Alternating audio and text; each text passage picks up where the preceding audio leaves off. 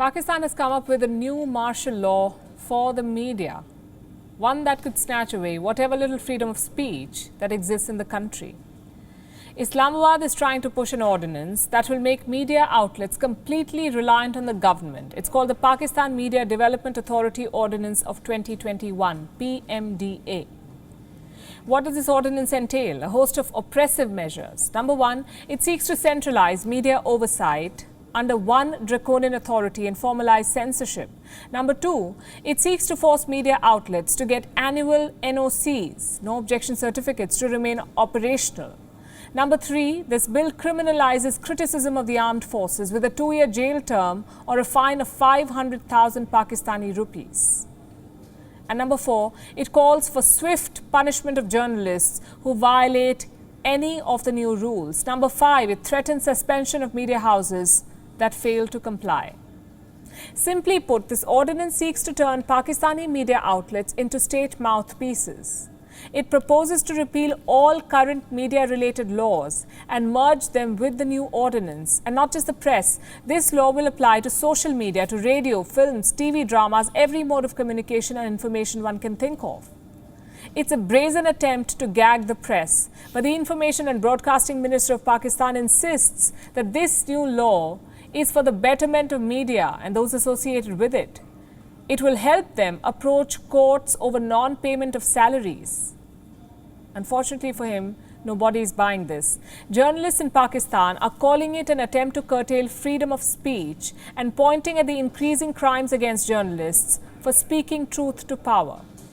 The most recent being the case of Asad Tur, a journalist who is highly critical of the Pakistan army. He was recently thrashed by unidentified men over some remarks that he made on the military generals. CCTV images from his house showed the journalist being shown bleeding and limping.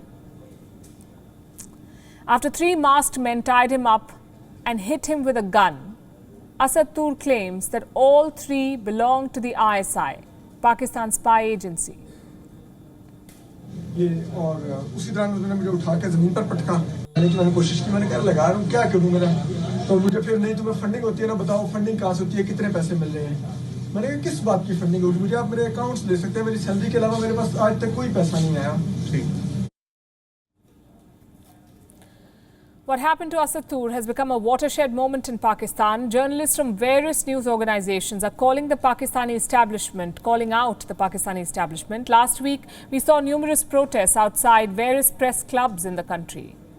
And some of these journalists have lost their jobs now. Some others have been taken off air, like Hamid Mir, one of the most famous anchors in Pakistan. He was recently put off air by GeoTV for attending a protest in support of Asad Tur and making a direct attack on the Pakistani establishment. You have to watch this. नौजवान मेरे साथ खड़ा है, पहले आपने इसको मारा, इसके घर में घुस के मारा, और फिर आपने एक दूसरे को टेलीफोन कॉलें की और पर्सनल मीटिंग्स में कहा हमने घर में घुस के मारा।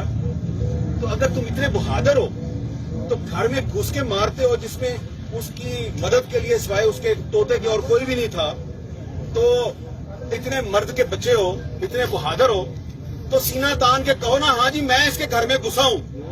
लेकिन तुम इतने बुज़दिल हो, इतने बेगैरत हो कि तुम ये तो नहीं मान रहे कि मैं इनके घर में घुसा था, तुम कहते हो ओहो नहीं, कोई लड़की का भाई था जिसने मारा है।